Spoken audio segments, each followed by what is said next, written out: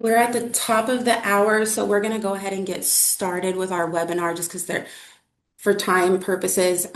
Thank you everyone who's come to this webinar. We just thought it would be great to have a forum for folks to hear about the new piece of legislation that passed this session, House Enrolled Act 1424, which deals with homestead and small farm vendors. So we'll just go ahead and get that kicked off. I am Micah Burkert, the Director of Government Affairs here at Farm Bureau on the Public Policy team. And here's just our member slide. If you're not a member, this is kind of the information that we share for our members. So we just wanted to give you that opportunity to get more information about our organization. You can just click on or scan this QR code and it'll take you right there. A brief overview of our agenda. We're going to dive a little bit into the new law from a Farm Bureau perspective, and then we'll talk a little bit about the Indiana Grown program. And then Department of Health is here to share the guidance they've issued since they're kind of the regulatory body over this area of law in Indiana. We have some Board of Animal Health regulations that we just wanted to briefly share with you. And then Purdue University is also going to share some of the resources they offer in this space as well. I will just say this is a recorded webinar, so it will be available afterwards to share if folks couldn't make this time. We also have a Q&A function, so if you have some questions as we're going through things, we'll answer those more towards the end, just for sake time purposes, to make sure we can get through all of our slides and everything today for you all. I know Department of Health and BOA, the Board of Animal Health, is making some other larger FAQs with questions that have come out, so that also will follow as things go along. So things will be coming as needed. Again, this is House Enrolled Act 1424. This goes into effect next week on July 1st. It really just expanded a lot of the products and point of sale places for homestead and small farm vendors. It really expanded who can sell products, and it removed the requirement from really just selling things on your farm at a roadside stand to being able to do it a little more freely on your own property. And so we're just going to dive into that a little bit from a Department of Health perspective on what that looks like. And really, this complements the work that was done with home-based vendors a few years ago. It just really expanded upon that. Kept home-based vendors in statute, so we'll talk through that. Has some food handler training certification requirements for folks wanting to ship their goods. And then I just wanted to bring up, as we're going through this and as things came after session, there might be some potential for clarity in statute in the upcoming session. So a lot of folks are looking at that. So if you have any concerns or anything about things getting cleaned up, that might happen next session if there really needs to be some points of clarity between what a homestead vendor is versus a home-based vendor, and if it makes sense to have both of those still there. And then I just wanted to plug the Indiana Grown program, which is housed under the Indiana State Department of Agriculture. It's a free place where it has a lot of resources as well. There's a lot of great things that they do and make sure that folks that are Indiana Grown based have a platform and place to be. Now I'm going to kick it over to Josh from Department of Health to talk through their recent guidance. Awesome. Thank you for sending that over to me, Micah. Hi, everyone. My name is Josh Dowell, and I'm the Food Protection Division Director at the Indiana Department of Health. Really appreciate you all having me here just because we really want to highlight some of these differences that we're seeing between our homestead small farm vendor, but as well as our home-based vendor, which is still something allowed under Indiana. Micah, next slide, please. So to kind of go over a lot of what Micah already said, so this is HEA 1424 was a new law that created some new food vendor categories, specifically that homestead vendor and those small farms. And this is starting on July 1st of 2026. There is still the home-based vendor statute, so we now really have three different types of home produce or home food growers. One thing that is different from homestead small farms, though, compared to our home-based vendor, is that homestead vendors don't have any additional regulation other than this bill and federal laws up until they make $1.5 million in gross income, which is very different from our home-based vendors, which have no different regulations depending on how much money they make. But one thing I did still want to kind of highlight is that even though there are some new laws, homestead vendors, home-based vendors, and small farm operators are still only able to sell to an end consumer. So folks won't be able to sell to Kroger or Walmart. They'll have to sell to someone like you or me, just a singular person. Next slide, Micah.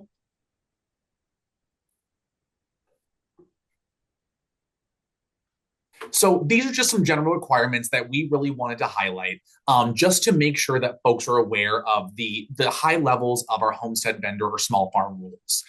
So the goal of this law was to help folks sell food that was primarily derived from their small farms, which includes this list of things here: meat products, prepared foods, candy, produce, natural sweeteners, and food spreads. But one thing that I really did want to highlight, even though our state law allows the sale of this food or all of these foods from a homestead vendor to an end consumer, there are still some federal regulations that folks are going to need to follow.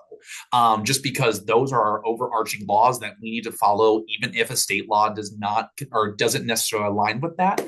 So there are federal regulations specifically for meat, prepared foods, and produce that folks who do want to become homestead vendors in that space will still need to follow. Next slide, Micah. So to kind of highlight a little bit more of that difference between what a homestead vendor and a home-based vendor, I wanted a really quick chart for you to be able to see. So one of the things, homestead vendors with all applicable federal regulations, they can sell meat, prepared foods, baked goods, candies, produce, natural sweeteners, and fruit spreads, which looks very different from our home-based vendors that can only sell those non-TCS foods. Homestead is also very slightly restricted in how they're able to sell, where they're able to sell on their property, farmers markets, online, or delivery. The only thing that home-based vendors are able to do in addition to homestead vendors are the third-party carrier services like Uber, DoorDash, stuff like that. A home-based vendor could technically sell via that, but it is up to the company to allow folks who are not inspected into their process. Another big difference is that homestead vendors are only needing an ANSI accredited food handler certificate if they are shipping food out, which is needed for everything that a home-based vendor is doing, even if they are just selling food right in front of you. And then last but not least, one of those big changes is that homestead vendors are subject to more laws and regulations once they meet that $1.5 million gross annual income, where home-based vendors, there is no sort of regulations based on any gross income or annual sales. Next slide, Micah. So to go in that a little bit deeper, we wanted to help be able to provide some guidance. So this is something that we have taken straight out of our guidance that we have sent to folks that really highlights the difference between that homestead, small farm, and home-based vendors through an easier to look at chart. So this shows where this came into public law, just in case folks are interested in actual law, the foods that are going to be able to be prepared, along with some additional asterisks and bolding, where we have specific definitions for what those meet, but also what the necessary federal requirements are to actually be able to produce those foods, specifically for meat products, prepared foods, and produce. So this just is a quick and easy way for operators to look and see which one fits best for me. Am I someone that just wants to sell non-TCS foods? Maybe I should be a home-based vendor. But if I want to get into that more TCS, that temperature-controlled space, maybe that homestead or small farm is where I want to be. People can pick and choose what they want to be depending on what they are selling, as long as they are meeting those requirements. So you can also be a home-based vendor doing your non-TCS foods at a farmer's market, then go back, be a homestead vendor back at your place. That's something that is allowable under state law, depending on the regulations, that making sure you're following the correct regulations. Micah, next slide. So I talked a lot about those additional federal rules that guide a lot of this. So while a majority of the products that are being produced are under the Department of Health that we have regulations for, some of these aspects like meat is not something that we oversee, but it's something that the Board of Animal Health oversees. So I will go into these federal regulations that IDOH regulates or works with, and then we'll let BOA do their side of the show. But for us specifically for low acid canned foods, acidified foods, juice, and produce, we are the ones that oversee a lot of this work. So I my division oversees our retail, our manufactured foods, our produce, and our RRT divisions. So our low acid canned foods and acidified foods have always historically been for manufacturers. So we already have guidance for big manufacturing plants on how to meet these federal regulations along with the FDA. And we are working to be able to provide guidance for smaller operators to try and meet these requirements. But I do want to be fully transparent that some of these requirements are pretty difficult to meet for just a homestead vendor. So please, if you have questions about wanting to be a low acid canned food maker or acidified canned food maker, please talk to me and my manufacturing team because we will provide you the best guidance possible to make sure that you're meeting those federal regulations. And there are also federal regulations regarding juice and produce. Produce is one of the big ones that we obviously see because we are in charge of our produce program. This law changes how our produce program in the state of Indiana is going to work. So historically, we at the state have been able to inspect our produce farms who make more than that $25,000 adjusted, which is about 33 right now because of inflation. But after July 1st, we are not going to be able to inspect folks who make less than $1.5 million. And that authority then goes back to the FDA. So we are working to make sure that we, A, either have strong partnerships with the FDA, or B, we can be credentialed to be able to do those inspections for them. But I wanted to be clear because of this change in the law, we are going to have some more federal oversight because we just do not have that state authority to do inspections under folks making less than 1.5 million adjusted. So that will be a change that for folks who are already enrolled in our produce program, you will still be getting inspected, just possibly by FDA folks or folks at the state who are credentialed under the FDA. Next slide, please. So these are some federal regulations that really surround the meat and poultry that folks are able to sell. I'm not going to go into these just because BOA is going to do a little bit deeper dive, but wanted to make sure that we had these just because there are federal regulations specifically relating to meat products, poultry products, and how to specifically prepare and process those to make sure that you are regulated properly by the FDA and the USDA. So BOA is going to go more into that in their presentation, but just wanted folks to be aware that we are working together because our food system is all one. We want to make sure that we're engaging BOA and working properly to provide you all the correct guidance on how to be able to produce as much food as possible safely. Next slide, Micah. So I wanted to give some food examples for folks, just an idea of what folks are going to be able to make. So meat products, we all know what a meat product is. Anything more than 2% raw or 3% cooked is regulated by BOA. So they'll be talking more about those products themselves.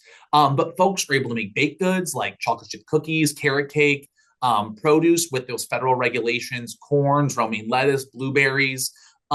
Pickled foods, one of the things is we see a lot of folks that want to do pickles. So that is possible, but we do have to follow those federal guidelines. Natural sweeteners such as honey is possible, fruit spreads like jellies, jams, preserves, and then candy like cotton candy, hard candy, and chocolate. These are just a really quick list of examples for folks. We are going to be providing more guidance that while not completely exhaustive of everything folks can make, it'll be a lot more than this, just so that folks are able to see what they can do under our guidelines. But this is just a small little cross section of what folks are going to be able to do. Next slide, please, Micah. One of the things that also is required under our new law is allergen labeling.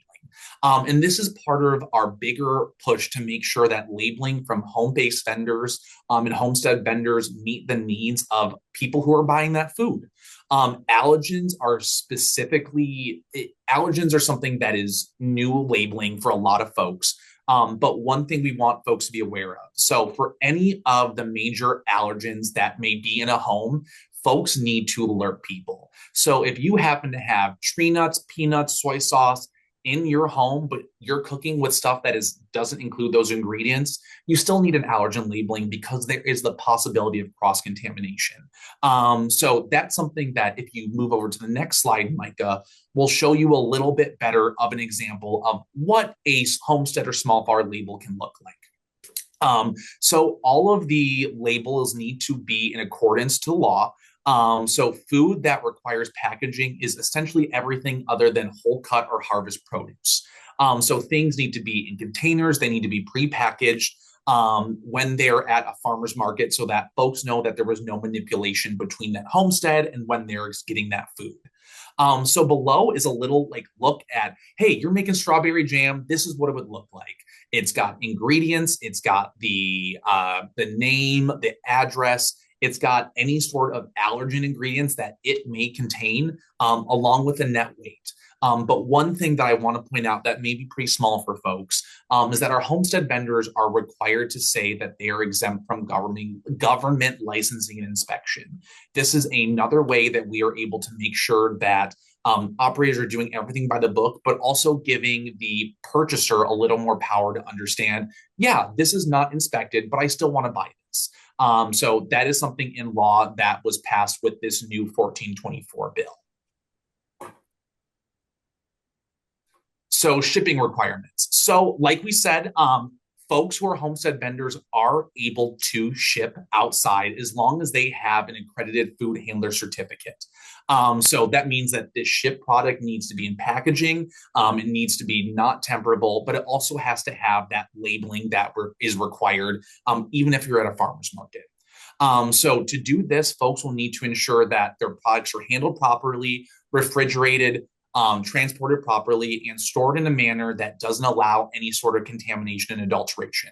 That includes that packaging that is tight, that is airlocked, making sure that there's not able to get any contaminants between when you sell that food at your home and when it's delivered to that end customer. Next slide, please, Micah. So additional guidance that I wanted to make sure folks are aware that really didn't fit into any of the work that we're talking about. So like I mentioned before, products from a homestead, small farm, home-based vendor are required to be sold to an end direct consumer. So there is no selling to a Kroger or a Walmart or anything like that. It has to be to a singular person or that end consumer. And also something is that this new law only applies to foods that are meant to be for human consumption. So any sort of pet food, including raw animal milk, is regulated by the Office of State Chemist and is not included in anything that is being changed in 1424. And that also means that there is no change in how we are able to produce alcoholic beverages. Alcoholic beverages are still regulated by the Indiana Alcohol and Tobacco Commission, and nothing within this bill has changed anything with being able to self-produce alcohol in Indiana.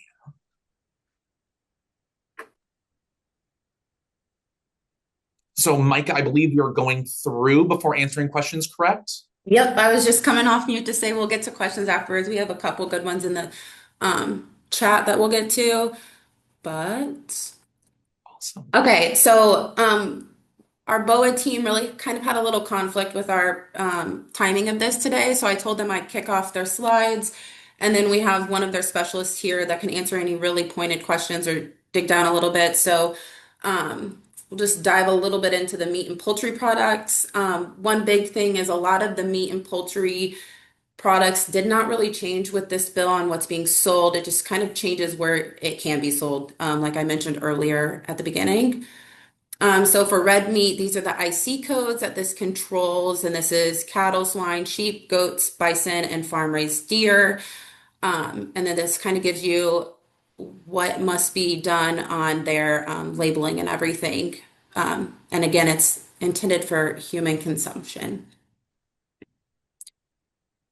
These are the examples of marks of inspection for these kinds of products that have to be on the packaging. The next one, rabbits, IC 1642. These kind of go in a different way than the red meats where they can slaughtered and processed in various places. It doesn't really have to be, it's a voluntary inspection instead of a mandatory one. products frozen at point of sale when that happens. And then here's the labeling information as well. I won't get into a lot of that, but it's kind of a lot of the same, just that it's not inspected and it's home produce from Department of Health. And then we'll get into poultry a little bit. There is an exemption right here that if you don't really have to follow this stuff if it's under 1,000 birds a year. And so if it's over that, that's when the BOA part kicks in.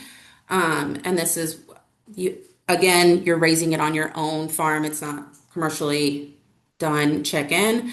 And there's the title and everything, but it has to be under sanitary standards, practices, slaughtering must be. And then you can only do sound, clean, wholesome products for food consumption when you're selling these.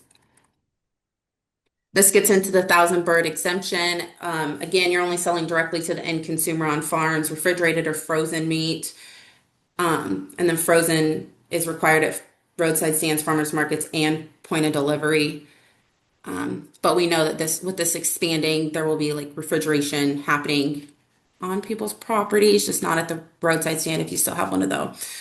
And then labeling requirements, again, this is under a federal code, which they put in here for us. So you can look that up if you have any questions. And then here's a nice QR code on other poultry exemptions that if you need that guidance, here it is.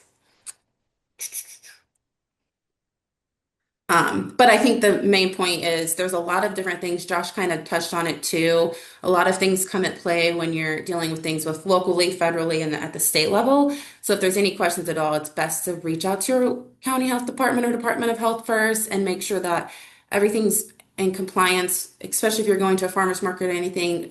Your market master person would be a great person to help you connect to make sure things are being sold properly. And Terry, I'll turn it over to you to give us some Purdue insights. Good afternoon, everybody. My name is Terry Gary. I'm the Senior Extension Administrator in the Food Science Department at Purdue. I work alongside my colleague, Dr. Amanda Deering, who some of you may have worked with in the past on home-based vendor and food safety extension things. So I'm just going to hit on a few of the different Purdue resources that are out there to support homestead vendors and small farm operators. You can go to the next slide, Micah. So the first thing I want to highlight is something that a lot of you may already be familiar with. It's our home-based vendor website through Purdue. You can see the URL and the QR code there. But we made this a few years ago with the goal that this could be a one-stop shop for different resources it was home-based vendors, and now we've started adding resources for homestead and small farm operators as well. The guidance that Josh referenced earlier can be found linked on this page too. And the resources here aren't just from Purdue.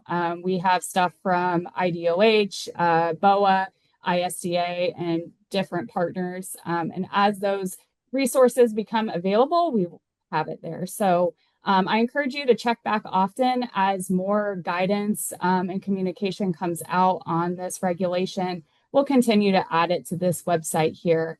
And we also have some useful links for other resources that I'll talk about more in a minute. You can go to the next slide. So one of the resources that we will continue to offer in the food science department is pH and water activity testing for food. So before I get into what that testing looks like, I did want to offer a little bit of background on pH and water activity. So these are what we call intrinsic factors of a food product that can influence the food safety of that product. So first we have pH. So pH is the measure of the acidity of the food. It ranges from 0 to 14, with 7 being neutral. And when we talk about microorganisms, they can grow over a wide range of pH levels, but optimal growth usually happens at a more narrow range. And disease-causing bacteria grow at a pH of above 4.6. So 4.6 is our magic number in food safety when we talk about pH. If that pH of that food is below 4.6, we can be confident that disease-causing bacteria is not going to grow if it's below 4.6.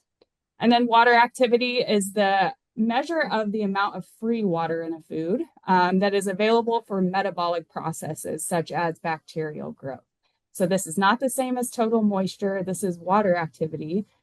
So if we add things like salt and sugar to a food, that's going to bind to the water and inhibit the growth of some bacteria, of bacteria in general.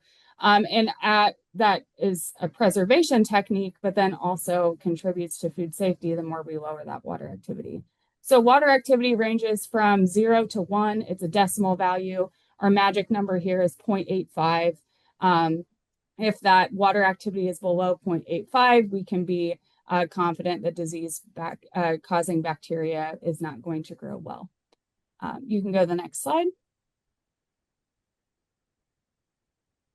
So as I mentioned, Purdue Food Science will continue to offer pH and water activity testing of food for home-based vendors, homestead vendors, and small farm operators. This is offered through our Food Entrepreneurship and Manufacturing Institute, which is FEMI for short.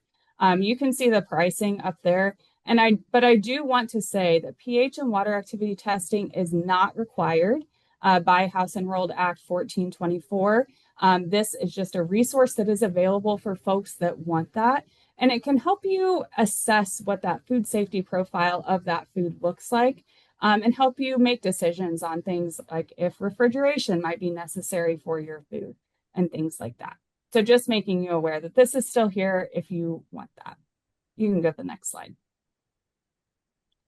And then a few other notes on Purdue Extension programming to support good food safety practices. If you're familiar with Purdue Extension, you know that we offer programming on lots of different things, not just food safety, but here I'll specifically focus on our food safety programming. So you heard Josh mention that if a product is shipped or delivered by a homestead vendor, a food handler certificate is required from a certificate issuer that is accredited by the American National Standard Institute, or ANSI. So one option here, there are a lot of different food handler classes out there, but one option is ServSafe Food Handler. It's one that a lot of folks are familiar with, comfortable with. So this is a crash course in safe food handling. And Purdue Extension does offer this in person throughout the state. So we have several awesome qualified ServSafe instructors that are HHS educators for Purdue Extension that offer this class. It typically is about a half day and it just offers some really great information on food safety.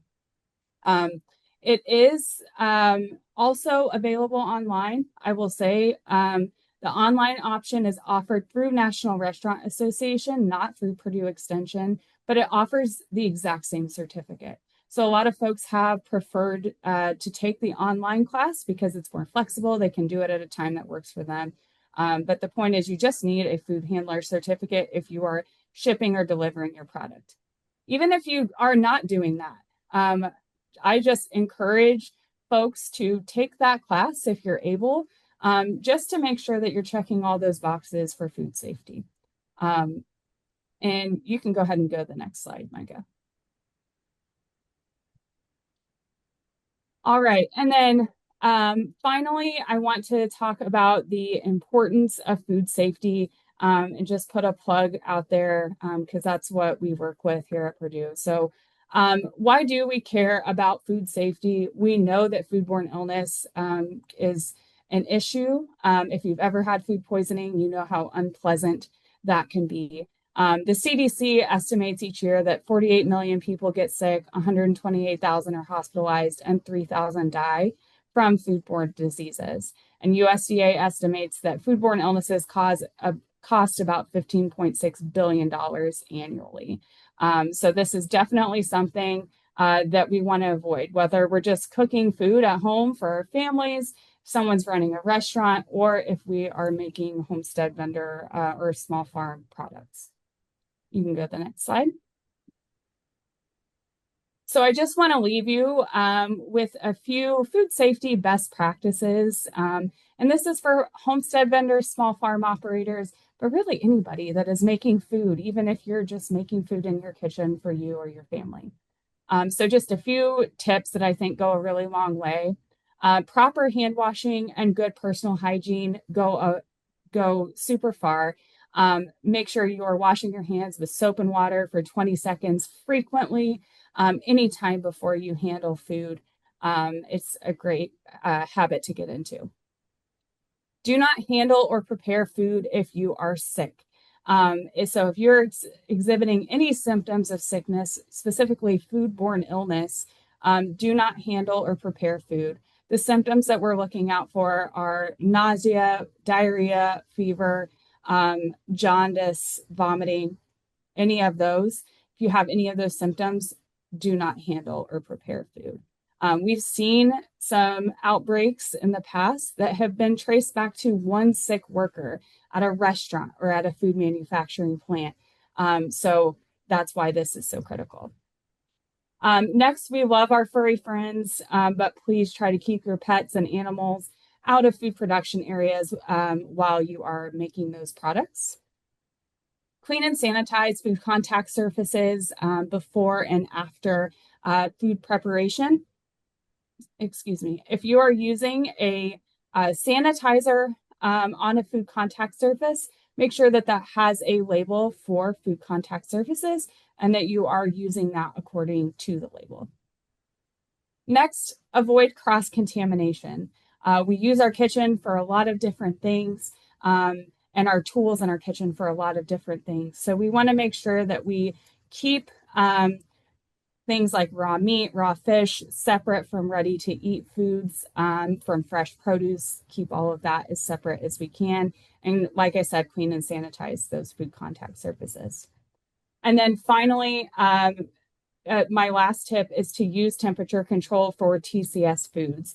Josh hit on this briefly, but here when I'm talking about TCS foods, these are time temperature controlled for safety foods. That's what TCS means. These are foods that require refrigeration for food safety. So if you are making foods that fall into that category, we don't want it to sit out at room temperature for more than 2 hours because then we can see bacterial growth. So if you're unsure if your food falls into that category, requires refrigeration, if you have questions about the food safety profile of your food, please feel free to reach out to me or our team, and we can help you make those decisions based on the risk of your product. You can go to the next slide. And then there's my contact information as well as the contact information for Dr. Deering. Please reach out to us if you have any questions specifically related to food safety or if there's anything we can help with. We would be happy to help you out. All right, that's it. I'll turn it back to you, Micah. Thank you. And then I'm going to leave it up on the thank you slide. We have quite a few questions that came in. Some I can answer. One of the questions was to repeat the amount of percentages that Josh mentioned before things hit BOA when it comes to meat products. He said 2% raw, 3% cooked. So if there's a follow-up to that at all, we can dive into that. Micah, I misspoke. It is the Okay. 3% raw, 2 cooked. The flip numbers. Yep. Okay, there we go. I was like, I wrote it down when you were saying it. One of the easy questions I just have up as I'm scrolling through federal regulations that you posted, Josh, is that an exhaustive list or would there be some things that people have? One of the examples is like if you do meatless meal prep, would that fall under different federal regulations people would need to look after? Do you think you hit most of them? I think we have most of them, but I would check with BOA just because they're the masters of food regulation for meat and they will have the most up to date. That being said, these are just regulations, not necessarily guidelines on how to follow those regs. So they're not super useful other than knowing why we have the laws we have. Perfect. Thank you.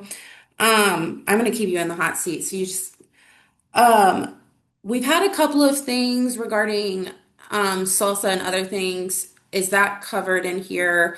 Um, okay. Yes, so those would be a part of the low acidified canned foods. So there are specific federal regulations For folks, if they can meet those regulations, they're more than happy to become.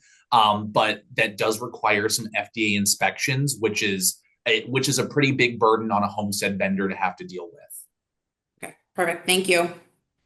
Um, there's a few questions, and I'll just reiterate. All of this will be available for folks. This recording will be. More things will come out. If you guys need lists or anything of specific federal regulations, we can get those, but this will be available for folks to look at. Oh, sorry, I was doing talking and not scrolling. One thing that was asked is how you guys got the definition of packaged foods. Since that wasn't directly defined in statute, can you just give us some background on where that piece came from? Yeah, so it's prepared foods is the specific word that we're using, and we pulled it from the dictionary because there's nothing in federal or state law. We had to use the most plain language of what a prepared food would be. Perfect. Thank you so much. There's a lot of questions because we both talked on it, both myself and Josh, about homestead vendor and small farm vendor versus a home-based vendor. And that is something that exists in statute together. There's no one out there that I keep saying, I would say blesses you with that title. It's just the different regulations. And that's kind of the point of clarification I was mentioning earlier, where they do about the same thing, just one has a different food list than the other on what to follow. So that might be something we look at next session to clarify, but it's really just kind of, I would say, what the vendor decides they want to be, and not necessarily what someone's going out there and telling you. I think there's a lot of folks just wanting the resources we mentioned coming out. Um, and some There's one I see about frozen burritos and stuff. Is that subject to federal regulations? I want to say yes, but Josh, you can chime in.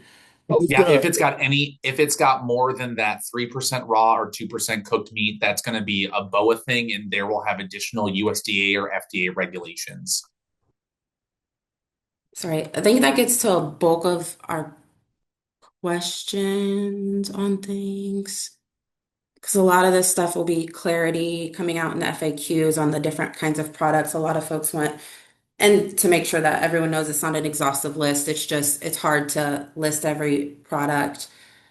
Um, and we can get information out. There's some things on labeling, um, anything on cream cheese or cheesecake. So, Micah, unfortunately, that's a dairy product, and that is not Oh, something that right. is covered by HEA 1424. So, not, yep.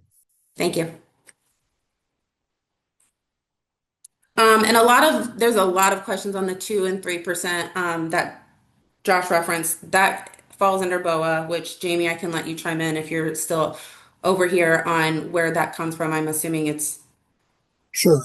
That comes from the federal 9 CFR food code. So any type of meat product, like I said, I see a lot of questions in the chat too. So anything that has to deal with meat has not changed pretty much. So the regulations for like the burritos, anything, those burritos, if they contain more than 2% meat or 3%, they would have to be under inspection. So pretty much kind of like the dairy, nothing's changed. All the regulations for meat and poultry fall under the 9 CFR part 300 to 500. I mean, people aren't going to get much out of that besides, the actual regulations we use and production. But we do have a lot coming out with you guys to address the different products a little more, but it's fairly basic. No home slaughters. We have still inspected slaughters, custom exempt facilities. The custom product that can be done is 1,000 bird exemptions and the rabbit exemption. Those are the only things that we have exemptions for. Anything else that would have to do with meat or poultry would all have to be regulated by either state or federal.